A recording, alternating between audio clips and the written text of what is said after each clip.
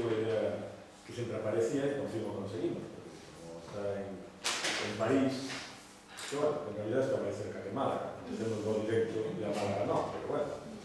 Está en París no Instituto, e é membro do Instituto Universitario de Francia, está no París 8, e é profesora desde aí moitos anos, e é especialista no que nos vai falar hoxe, en políticas de memoria, historiografía e relatos subalternos na España actual. É especialista en historiografía, efectivamente, dun núcleo zaragozano onde ele estudiou e onde Carlos Forcadell dirixiu a tese no que está tamén Ignacio Feijóo, e cos que acaba de publicar además en moi pouco tempo un libro que supoño que salirá aquí, que ten que ver con un debate historiográfico moi recente respecto de si hai ou non hai, e en que medida vai, e en que consiste pois unha posición historiográfica revisionista en España como consecuencia de todo o debate e de todo o proceso coñecido como recuperación da memoria histórica. Ese é o último libro, por menos o último libro que teño aquí na bibliografía, pero ela traballou moito sobre resistencia antifranquista, foi a que lle, supoño, enseñou a Carlos eses lugares da memoria tan curiosos dos que ele me fala sempre cada vez que nos veis, eses encontros de antiguos maquis onde non pasa bárbaro falando con deles, non? Digo Carlos porque Carlos é un vello desta casa, igual que moita xente da Universidade de Zaragoza, e ele especialmente, non? E a súa, bueno, o seu primeiro traballo no momento non é precisamente da guerra dos vencidos, o que en galego moitas veces chamamos o remol da guerra, non? O rescoldo que queda da guerra.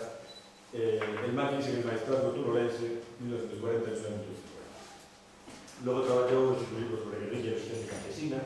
aí onde enlaza precisamente con o traballo de la cabaña, de todo o por aquí, la resistencia armada contra el régimen de Franco en Aragón, 1939-1952. Digamos que ela se preocupa por la historización de ese asunto que ten unha visión política moi definida do antifranquismo, ainda que non ten unha explicación. Y desde luego que está requerido, y era verdad que le empezó a dar una explicación historiográfica. Por supuesto, aquí estamos hablando sobre los Amundsen, o Gustav Schemeiser, que todavía sobre este asunto, pero también tengo que decir que, salvo Hartmut Heim, que seguramente é o máis externo, porque é alemán, que vende fora, e xa traballou nos anos 70, o traballo máis preciso, homologable, historiográficamente axeitado, é seguramente o de Mercedes. Porque sobre guerrillas ten escrito moito, pero tamén se ten escrito moi mal, desde o punto de vista. E justamente o traballo dela é un traballo que escribo. Logo, no ano 2009, publicou Madres Coraje contra Franco, los 10 mujeres españolas en Francia, del antifranquismo a la Guerra Fría. Tal vez por eso, 1941-50. Tal vez por eso falamos aquí de lo que representamos como experta en organizacións feministas antifascistas, que é unha forma de presentar, ¿no? Así como presentamos na nosa página. Pois pouco máis podo decir dela, ou pouco máis podo decir, porque o que nos parece importante sempre desses casos é que despois teñamos un tempo que logo tengamos un tempo para a discusión e comentar tu intervención. Así que, como dixo xa con Mercedes Justa, que é unha parisina aragonesa, que nos vai falar sobre políticas de memoria, historiografía e relatos subalternos en la España actual. Cuando quieras. Bueno, pues muchísimas gracias por esta más que generosa presentación, que me ha tomado un poco, espero que las expectativas, bueno, que pueda cumplir con todas estas expectativas. Y muchísimas gracias, obviamente, al grupo de investigación Istagra, cuyos trabajos sigo con muchísimo interés desde hace muchos años. Así que para mí es una gran satisfacción poder estar aquí y discutir con vosotros y aprender de los trabajos y las reflexiones que estáis llevando a cabo. Bueno, como suele pasar, pues una da un título para una charla con muchos meses de antelación con respecto al propio momento de la charla, con lo cual bueno, me di cuenta de que era un título súper ambicioso, como suele pasar. Bueno, voy a intentar hablar pues, de estas tres cosas: políticas de memoria, historiografía y relatos subalternos en la España actual, pero en realidad bueno, lo que voy a hacer básicamente es, no creo que aporte reflexiones muy novedosas, porque además bueno, se ha escrito bueno, ríos de tinta sobre esta cuestión de las políticas de memoria, de la memoria histórica, de la recuperación de la memoria histórica. Así que lo que me gustaría aportaros es más que nada un punto de vista y algunos elementos de discusión colectiva y cómo podríamos enmarcar sobre todo este tema de la memoria en problemáticas más amplias que vayan más allá del caso español propiamente dicho, porque eso sí que es algo que me parece que falta a la hora de hablar de estos temas, el ponerlos en una perspectiva transnacional que puede aportar también otras perspectivas a la hora de analizar este fenómeno. Por lo cual, bueno, pues voy a hacer una breve introducción y después pues, intentaré hablar, como digo, de cómo aparece este movimiento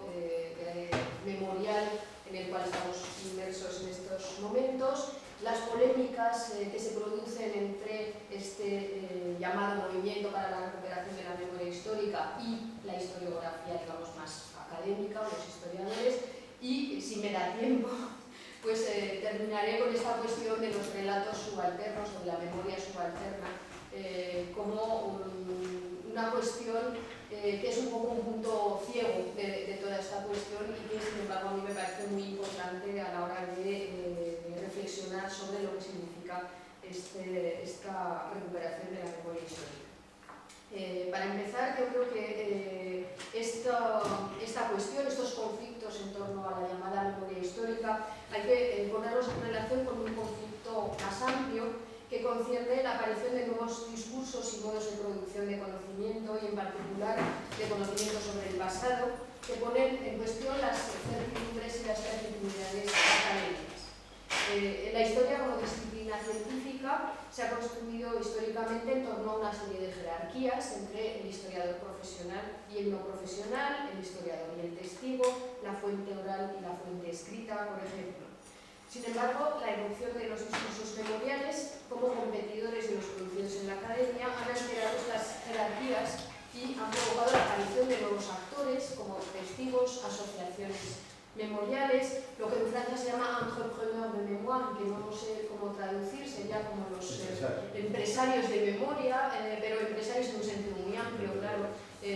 como personas que se ocupan de promover actividades, conmemoraciones, etcétera, en el espacio público. Y todos estos nuevos actores reivindican, como dice el historiador Jane Winter, derechos de propiedad sobre el pasado. Y además esta irrupción de la memoria es una cuestión que es un proceso transnacional propio de lo que Zygmunt Bauman llama la modernidad líquida. Y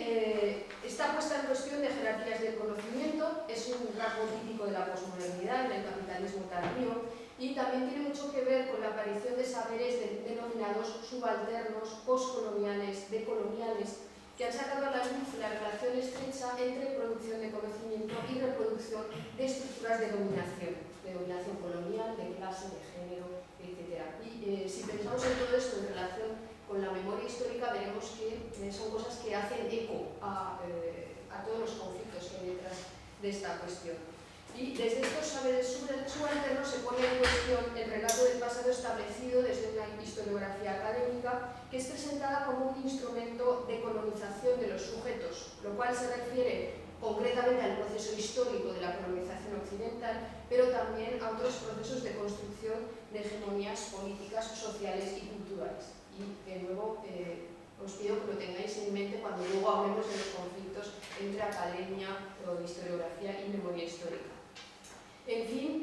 desde mi punto de vista, el debate de la memoria histórica tiene mucho que ver con la cuestión de quién tiene legitimidad para hablar del pasado y a través de qué instancias discursivas podemos acceder a este. Es decir, que también tiene que ver con otro debate que agita mucho la historiografía, que es el llamado giro lingüístico, un debate, por cierto, que ha sido muy parcialmente recibido en España y además barrido de un reverso de la mano por la mayor parte de los historiadores diciendo, bueno, esto es relativismo posmoderno y ya está. Y sin embargo, a mí me parece que lo que el giro lingüístico pone sobre la mesa no es, como se ha dicho, la imposibilidad de acceder a la realidad, entre comillas, puesto que solo tendríamos acceso a discursos sobre la realidad. Yo creo que el giro lingüístico no dice esto, sino que lo que dice es que para acceder al conocimiento hay una multiplicidad de puntos de vista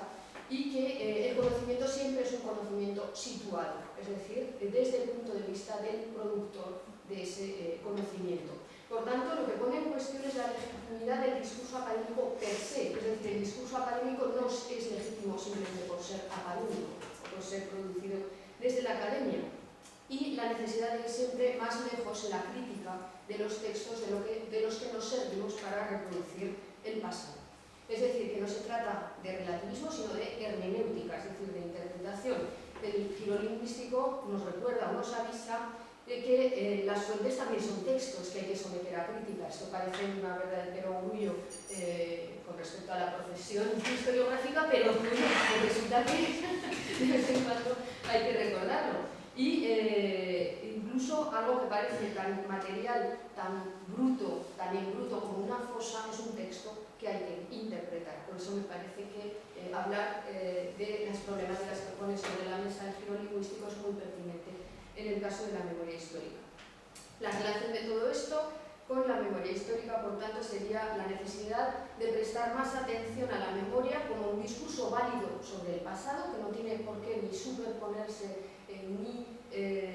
sustituir al discurso historiográfico, que hay que manejar con precaución y sobre todo sabiendo qué se puede esperar de él, pero no con más precaución que la que empleamos para analizar cualquier fuente escrita que tampoco nos da acceso erudito a la verdad del pasado. Y me permito hacer un pequeño inciso para decir que conocí hace muchos años a un catedrático en Francia que decía que para hacer historia solo necesitaba entrar en un archivo con un lápiz y sus ojos. Y bueno, pues me parece que como postura epistemológica y a mí, como decimos los franceses, hay posturas un poco más críticas y más eficaces. Entonces, bueno. Por tanto, bueno, pues esto es un poco el marco en el que quería plantar para empezar a hablar de la memoria histórica, recordando también, hablando de fosas, que una cuestión también que me parece importante tener en un rincón de la mente es que para el movimiento de la recuperación de la memoria histórica la verdad del pasado está en las fosas, y tenemos que preguntarnos también qué sentido tiene esta afirmación y qué es lo que nos enseña con respecto a la visión del pasado que se construye desde este movimiento. Bueno, después de esta introducción, paso a mi primera parte, que sería la necesidad de resituar los debates memoriales españoles en un marco transnacional, cosa que no siempre se hace, aunque ahora más que antes. Y me vuelvo hacia Antonio Mínguez, que sabe mucho de estas cosas. Bueno, pues en los años 2000 aparece un movimiento social que reivindica la memoria de los vencidos de la guerra civil y las víctimas de la represión franquista y reclama un nuevo relato público del pasado reciente. Uno de los argumentos de los que extrae su legitimidad es la ausencia de esta memoria de los vencidos y las víctimas en el espacio público debido a un pacto de silencio establecido por las élites políticas en la transición y al cual habrían sido fieles también los historiadores en su inmensa mayoría, o al menos eso que se llama la academia, y que Montse Armengaud y Ricard Bellis en el libro Las fosas de Franco, que probablemente conoceréis, llamaba los historiadores de prestigio. Entre los militantes y los activistas de memoria, efectivamente se oye frecuentemente afirmaciones como es la primera vez que se habla de esto no se sabía, esto es la primera vez que sale a la luz, etc. Algo que irrita particularmente a muchos historiadores, entre los cuales me cuento sinceramente, por ejemplo, los que han trabajado temas sobre la represión franquista a veces desde los años 80, y que tienen la impresión de que obviamente sí se hablaba, sí se sabía, etc. Pero lo que sí es cierto es que estos trabajos no han sido integrados en políticas públicas de memoria de relevancia estatal, ni han logrado formar parte de una reconfiguración de la memoria colectiva. Y es por eso que tiene sentido, en cierto modo, tomándola desde ahí, esa afirmación que se hace desde las asociaciones. Y es verdad que ese despertar de la memoria que se produce no en los años 2000, sino ya desde mediados de los años 90, cogió a muchos historiadores con el pie cambiado, pues les parecía que el pasado traumático había quedado superado, no olvidado, sino superado, es algo que bueno, ya se había hablado y había quedado atrás. Y existen dos explicaciones opuestas acerca de esta ausencia de la memoria de la guerra y la represión en el espacio público en España hasta los años 90, en que el movimiento de memoria histórica lo saca a la luz. La explicación una de las explicaciones es la del historiador Santos Julia, es decir, que hubo una voluntad de echar al olvido conscientemente la violencia política de la dictadura para reconstruir un consenso político desde el que fuera posible la transición. La otra explicación, que es sobre todo la que se da desde el movimiento para la recuperación de la memoria histórica y a la que adhieren también muchos historiadores, es que hubo un pacto de silencio, un pacto que cambiaba amnistía por amnesia, es decir, un pacto impuesto por las élites políticas del franquismo a la sociedad española a cambio de democracia. Y habría una tercera visión más compleja, es decir, que el pasado no se silenció, sino que se reescribió, pero no desde la historiografía, sino desde lo que se denomina el uso público del pasado. Hay un artículo de José Vidal Negreito en El País en 1980, que ha sido bastante citado, que se llama La victoria que no cesa, en donde justamente ya en 1980, es decir, una fecha digamos, muy temprana, denunciaba la apropiación del pasado de los vencidos por parte de los vencedores para construir una democracia cuyos principales protagonistas eran precisamente los herederos del franquismo y que dejaba al margen del poder a opositores y vencidos. Y destacaba la importancia en todo este proceso de una reescritura de la historia que inventaría pasados democráticos legitimadores. Y cito un pequeño fragmento de este artículo, porque me parece importante. Si en la historia se generan no solo actos, sino las posibilidades mismas de las que depende su producción, para apropiarnos todo posible presente democrático suficiente con vaciar el pasado de los demócratas, transportándolo a nuestro presente y desde él a nuestro pasado. Es su desposesión histórica la que nos configura como únicos posibles poseedores actuales de la condición de demócratas. Es decir, se trata de denunciar el pasado demócrata que muchas personas procedentes de las élites franquistas se inventaron a sí mismos para transitar tranquilamente desde la dictadura a la democracia. Y para ello, dice Vidal Negreito, se les había practicado a los españoles la ablación de la memoria histórica. Es decir, es algo que ya se denuncia a principios de los años 80. Y Bartolomé Clavero, un poco también en esta línea, relaciona desde la historia del constitucionalismo en una obra reciente, España 1978, la amnesia constituyente, que creo que es de 2014, que se me olvidó apuntarlo,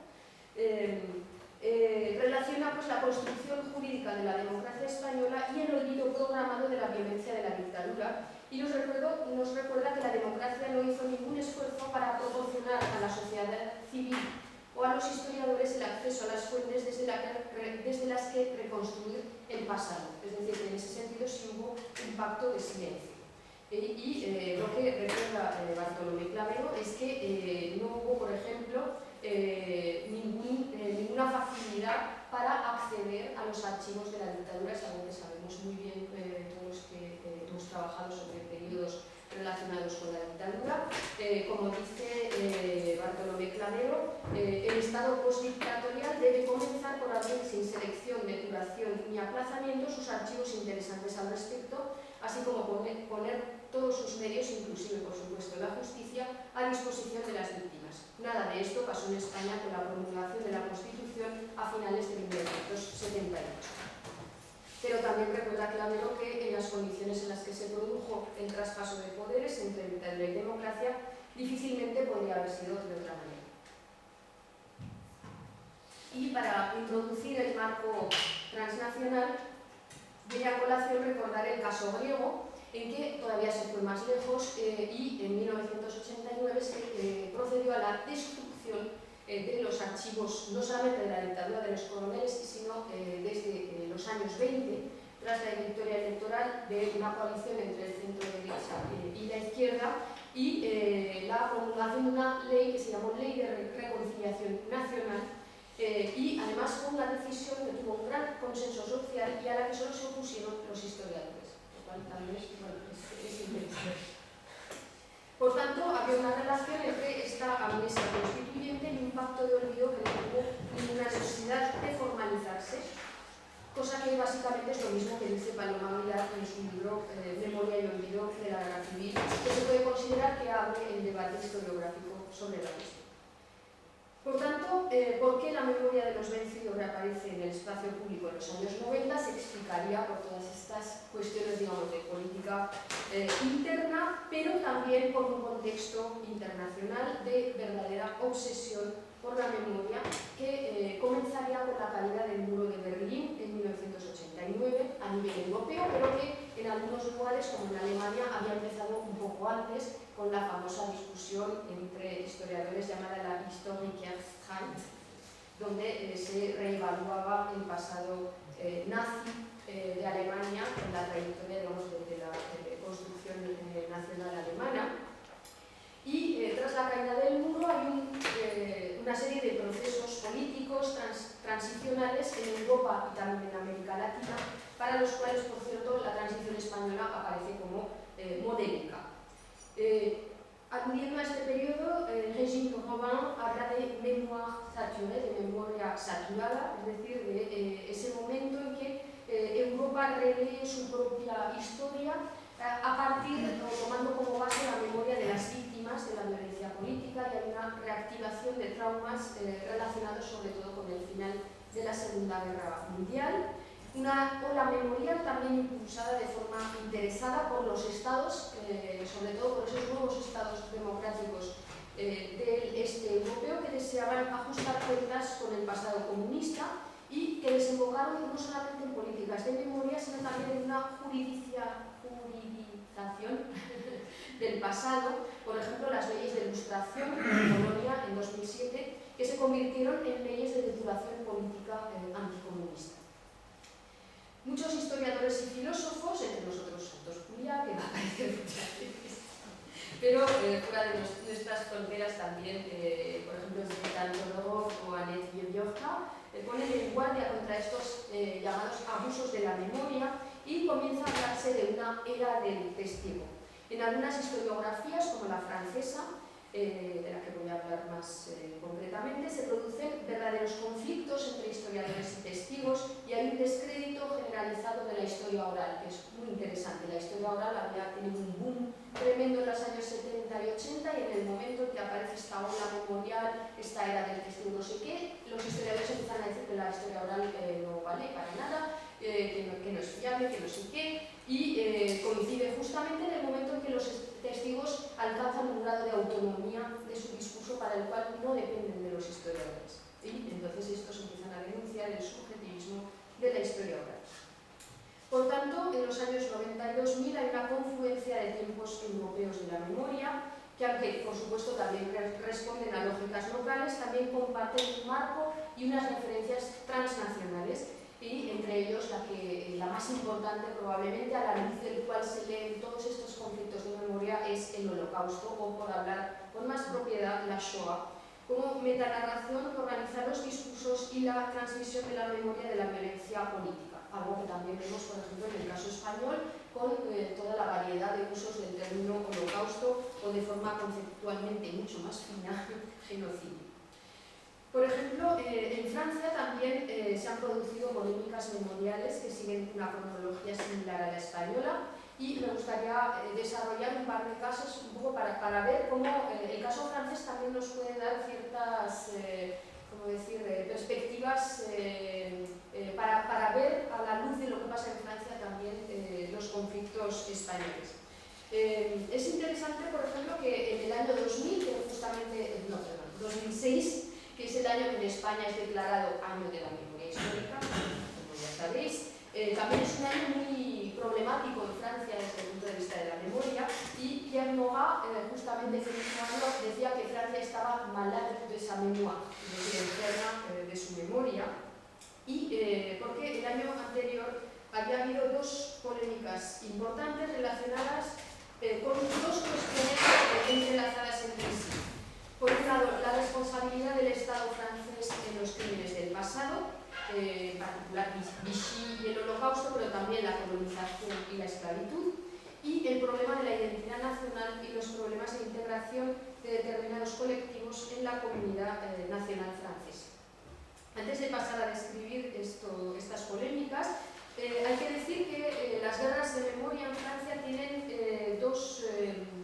características principales, desde mi punto de vista. Una es la competencia entre víctimas, hay diferentes colectivos de víctimas que compiten unos con otros, y la juridicialización de la memoria. Francia tiene diferentes leyes memoriales. La primera es la Loi Guessot en 1990, Guessot, escrito con Y y dos S, que es el delito de negación de los crímenes nazis del genocidio, el delito negacionista. En 2001 se aprueba una ley que califica de genocidio la masacre de los armenios y que fue una ley muy importante para la comunidad armenia, que es muy importante en Francia. Y también de 2001 la ley probablemente una de las más polémicas, que es la ley Taubira, que califica la trata de negros y la esclavitud de crímenes contra la humanidad. Es en torno a esta última ley, sobre todo, que se producirán las polémicas que voy a describir. Pero también hay otra ley en 2005 que es digamos, la que desencadena un poco toda la cuestión de la relación justamente entre ley, historia y memoria, que es una ley del 23 de febrero de 2005 de agradecimiento de la nación a los franceses repatriados de las colonias, en particular tras la guerra de Argelia, los llamados pieds noirs, es decir, los franceses que tuvieron que marcharse de Argelia después de la independencia de esta y del conflicto colonial que la enfrentó con la metrópoli. El artículo 4 era especialmente polémico y decía así: los programas escolares reconocen en particular el papel positivo de la presencia francesa en ultramar, en particular en África del Norte, y conceden a la historia y los sacrificios de los combatientes del ejército francés originarios de estos territorios el lugar eminente al que tienen derecho. Bueno, ya os imaginaréis el escándalo que se armó con este papel positivo de la colonización, todas las organizaciones de descendientes, de argelinos, de inmigrantes, de no sé qué, dijeron que era una auténtica vergüenza, y fue tan polémico que el artículo tuvo que ser retirado y el presidente Jacques Chirac dijo que no es el Parlamento quien debe hacer la historia. Pero la polémica más importante fue la que se produjo en torno al historiador Olivier Pétré-Grenouillot, autor de un libro sobre la trata atlántica de esclavos y las tratas africanas, que se titula Les traites négrières, essai d'histoire global, de 2005, que recibió numerosos premios, y es un libro que describe las tratas negreras en toda su globalidad, es decir, considerando no solamente la trata atlántica, es decir, la que llevan a cabo los europeos para exportar esclavos a las colonias americanas, sino también las tratas internas en el interior de África. Bueno, fue un libro polémico desde el punto de vista de la comunidad negra, pero lo que sobre todo fue polémico fue unas declaraciones que hizo Olivier Pétré-Grenouillot, en la que le preguntaban acerca de un fenómeno que es muy importante en Francia, que es el antisemitismo, y sobre todo el antisemitismo vehiculado por algunas organizaciones o asociaciones de personas que defienden la negritud, por decirlo de alguna manera. En particular hay un humorista en Francia, un humorista negro que se llama Dieudonné, que basa su humor en el humor antisemita, pero realmente rozando el negacionismo, o sea, una cosa bastante peliaguda. Y entonces Olivier Pétré-Grenouillot hacía unas declaraciones en las que decía esta acusación contra los judíos ha nacido en la comunidad negra americana en los años 1970 y ha sido importada a Francia. Esto va más allá del caso Dieudonné, es también el problema de la ley Taubira, que considera la trata de negros por los europeos como un crimen contra la humanidad, incluyendo de hecho una comparación con la Shoah. Las tratas negreras no son genocidios. La trata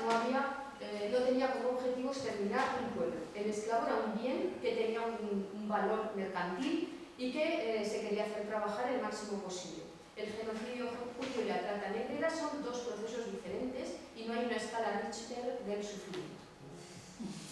Entonces, bueno, pues es muy interesante toda esta cuestión. Bueno, luego añadía, además, por si fuera poco,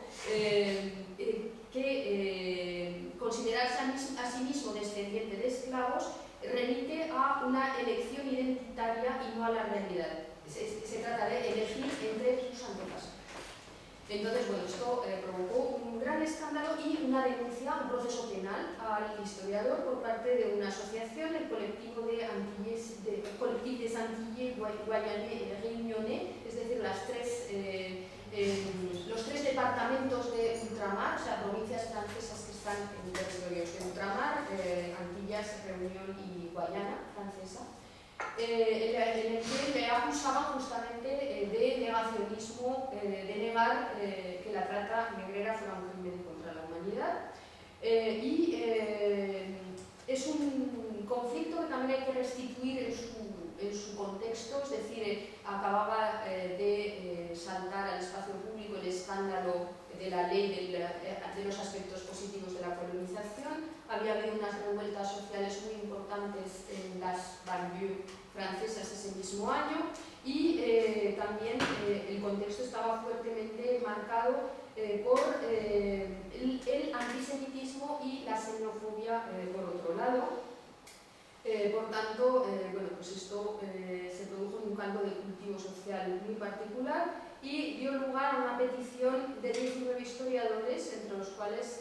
pues, algunos de los más eminentes como Pierre Nora, Mona Massouf, Marc Ferraud, Pierre Vidal-Naquet, es decir, historiadores, por otro lado, muy implicados en temas de historia de la memoria, etc., y que pedían la abrogación de las leyes memoriales. La petición se llamaba, de forma muy, muy significativa, Histoire aux historiens, es decir, la historia para los historiadores. Y bueno, es interesante ver quiénes son esos historiadores, es decir, no son historiadores que no se interesen por la memoria, sino todo lo contrario. Hubo otra petición también, o mejor dicho, un artículo en el periódico que se titulaba hacer valer el deber de historia más allá de la tiranía de las empresas de memorias y olvidos. Hay que retener la lección del historiador Marc. Es decir, se trataba de denunciar que ese uso de la historia en el espacio público finalmente acababa en una manipulación del pasado con fines identitarios y se ponía la historia digamos, por encima de estos conflictos. También se creó un comité de vigilancia frente a los usos públicos de la historia por historiadores, por otra parte, marcadamente de izquierdas, como Jean Noiriel, que es un gran especialista de la historia de la emigración, o Michel Ríos-Arcet, especialista del feminismo, que denunciaban una vez más la instrumentalización política del pasado, pero no solamente por las asociaciones, sino también por el Estado. Y, sin embargo, estos historiadores no pedían la aprobación de las leyes memoriales, compartían la inquietud de que estas leyes pudieran volverse contra los historiadores y los pensadores, pero no querían atribuir, cito, al historiador el poder exorbitante de regentar la memoria. Es decir, es una posición mucho más matizada que la de las peticiones de historiadores. Y finalmente la denuncia fue retirada en 2006, pero bueno, todavía coleaba esta polémica. Y de hecho, Petrel Rondieu no ha vuelto a trabajar sobre la cuestión de las tratas negreras, dijo que estaba harto, asqueado y ahora hace otras cosas. Por tanto, me parece que es muy interesante analizar este caso francés y ponerlo en relación con las fracturas de la construcción nacional, porque me parece que ahí está el tema. Estas demandas memoriales vienen de colectivos que se consideran excluidos del gran relato nacional. Y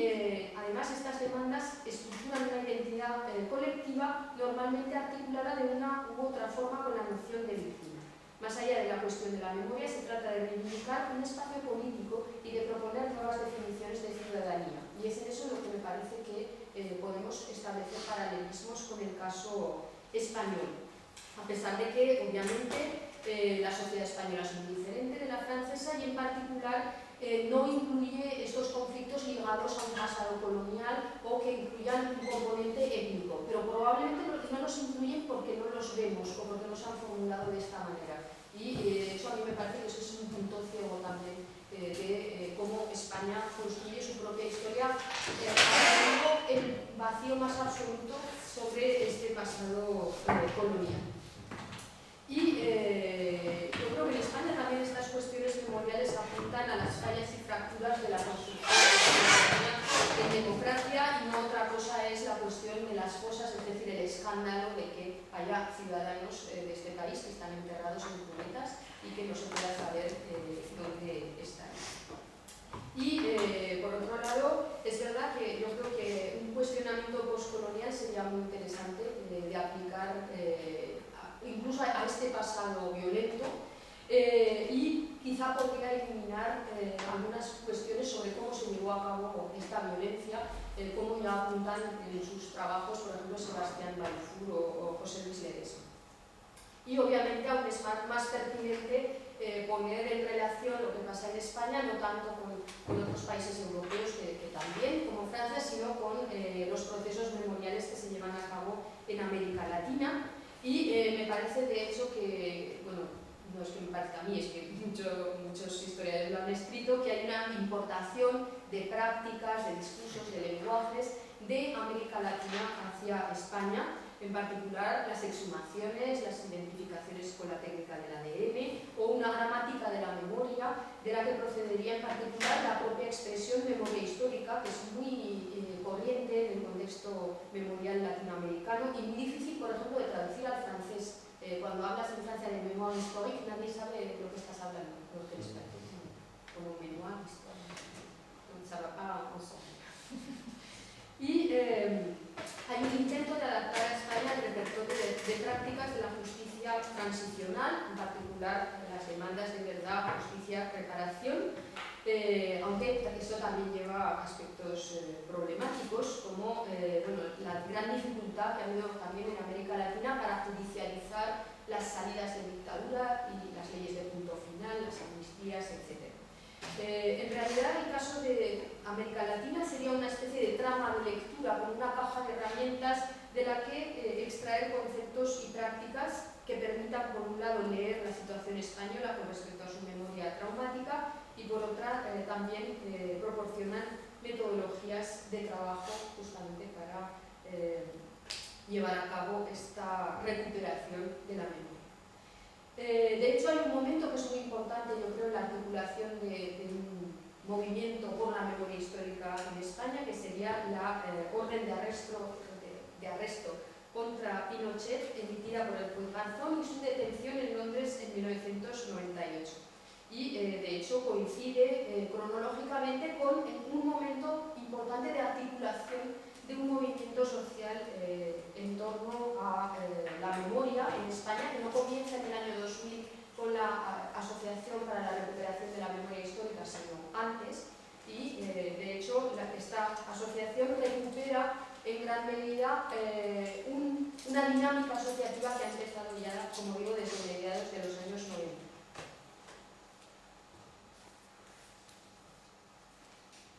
Y desde 1995, de hecho, se empiezan a registrar asociaciones que se denominan a sí mismas asociaciones de memoria. En 1995 se crea la Asociación de Amigos de las Brigadas Internacionales, también la Asociación de Amigos de los Caídos por la Libertad de la Región de Murcia. En 1997 se crea Archivo Guerra y Exilio, la AGE, es decir, que ya hay una cierta dinámica asociativa. Estas asociaciones son bastante activas, claro, nada que ver con lo que pasa a partir de los años 2000, pero me parece que es importante esta cuestión, es decir, que hay una dinámica que ya se establece desde ese momento. Y además, lo que también me parece importante es que este movimiento, que después va a desembocar en lo que conocemos a partir de los años 2000 como recuperación de la memoria histórica, es un movimiento llevado a cabo no por los nietos, sino por los hijos y en algunos casos por los propios protagonistas de los hechos. Por ejemplo, en la asociación AGE, Archivo Guerra y Exilio, los más dinámicos, realmente los impulsores de la asociación son protagonistas directos, niños de la guerra, brigadistas, guerrilleros, que son los más activos porque también son los más jóvenes, los tienen más energía, que realizan una serie de actividades como las caravanas de la memoria entre 2000 y 2002, memorialísticos y también impulsan una actividad parlamentaria que en su momento tuvo cierta mediatización, aunque por supuesto nada comparable, insisto, a lo que pasa en los 2000. En estas iniciativas, como digo, son muy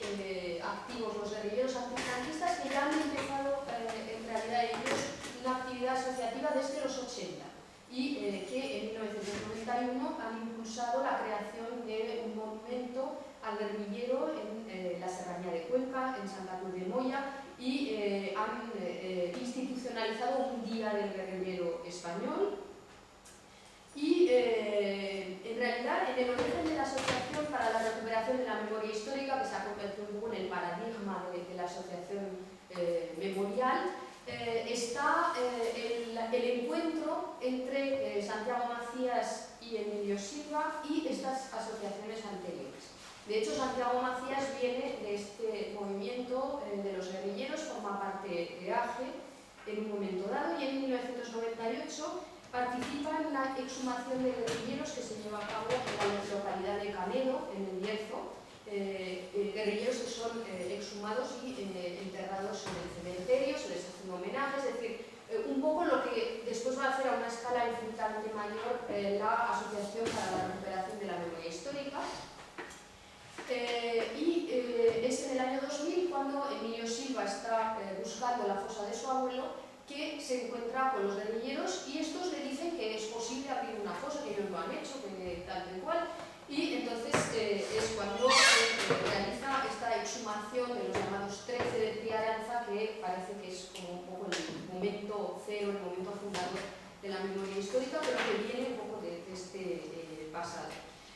Es cierto que la creación de la Asociación para la Recuperación de la Memoria Histórica, creada por Santiago Macías y Emilio Silva, es un salto tanto cualitativo como cuantitativo en esta dinámica memorial. Me interesa sobre todo el aspecto cualitativo en cuanto que supone una renovación epistemológica de cómo se concibe esta actividad memorial. Es en ese momento cuando empieza a hablarse de memoria histórica y de recuperación de la memoria histórica. Bueno, podríamos hablar mucho sobre las implicaciones que tiene esa noción de recuperación, pero creo que el tiempo no me lo va a permitir. Así que, bueno, simplemente decir hay un aspecto que es fundamental, que es el de la materialidad del pasado que se hace presente a través de las fosas y de la apertura de fosas. Ya no es solamente la memoria de los testigos, es los restos mismos materiales de la violencia que aparecen ahí y las propias víctimas que de repente toman una materialidad muy concreta. Y esto yo creo que es una revolución tremenda, por muchísimos motivos, pero entre otras cosas, por ejemplo, dificulta mucho el continuar teniendo discursos hasta cierto punto negacionistas, o sea, de esto no pasó, en realidad no fue así, no fue para tanto. Bueno, cuando empiezas a abrir cosas ves que sí fue para tanto,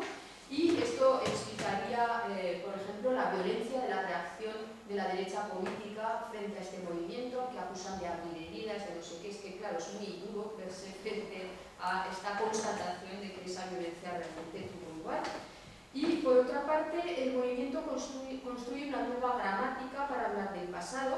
tomando, como decía, lenguajes que se han creado en otros contextos, en particular en América Latina, el lenguaje de la justicia transicional y el concepto de desaparecidos del franquismo, que es muy importante para abrir la puerta a una judicialización del pasado que no se ha producido en la transición.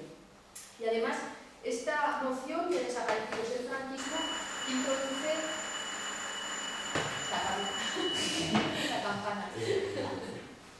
introduce una continuidad entre el pasado y el presente, es decir, si las víctimas del franquismo son desaparecidos, hasta que estos no sean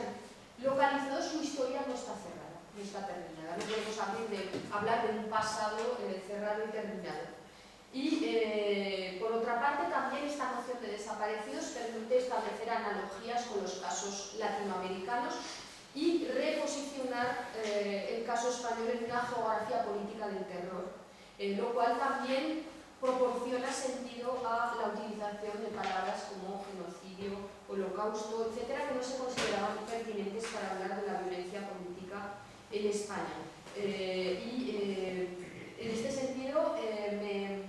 cuando escribía esto me acordaba de las proyecciones del caso Pinochet de Patricio Guzmán en 2001 en España, donde la gente lloraba. Había gente que lloraba viendo estos, bueno, no sé si la han visto, pero salen escenas de desenterramiento, testimonios de torturas muy duros y tal. Y yo creo que hay una especie de toma de conciencia a nivel colectivo bastante brutal. Las fosas se convierten, por tanto, en el símbolo por excelencia de la memoria histórica. La memoria histórica reposaría, por tanto, en las fosas. Por ejemplo, en 2005 hay un artículo de Juan José Millás que escribe algo que a mí me parece muy fuerte. En estas sepulturas sin nombre se esconde gran parte de la memoria histórica de este país y, por tanto, de su verdadera identidad. Esto sugiere que la democracia se ha construido sobre la fundación de un exterminio de masas. Y es aquí donde este relato que comienza a elaborarse desde la actividad de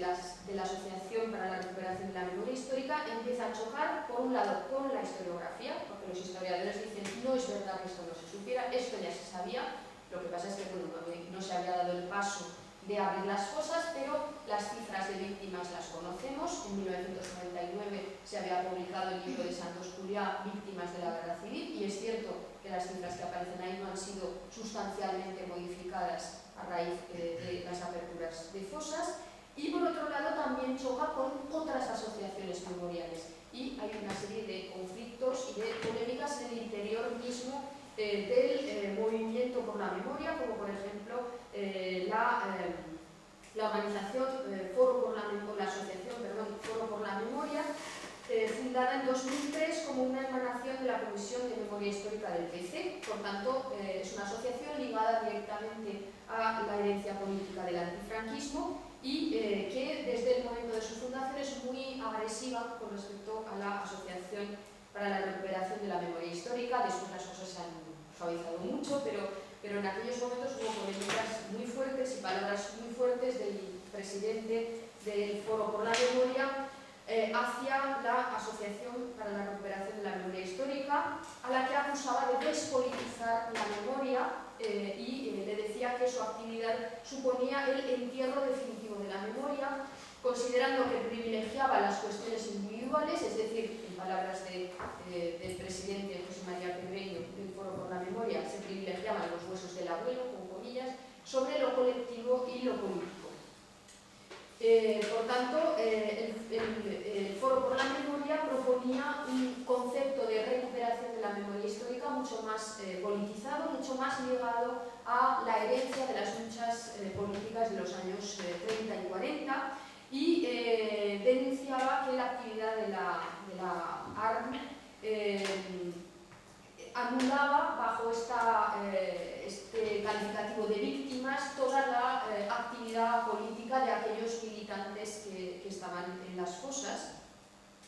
y que de lo que se trataba en realidad era de reactualizar estas luchas para construir la nueva izquierda del siglo XXI a través de la recuperación de la memoria histórica. Por tanto, se trataba realmente de un proyecto político, cosa que para la Asociación de la Recuperación de la Memoria Histórica no era forzosamente o no en esos momentos, porque tal y como han evolucionado las cosas,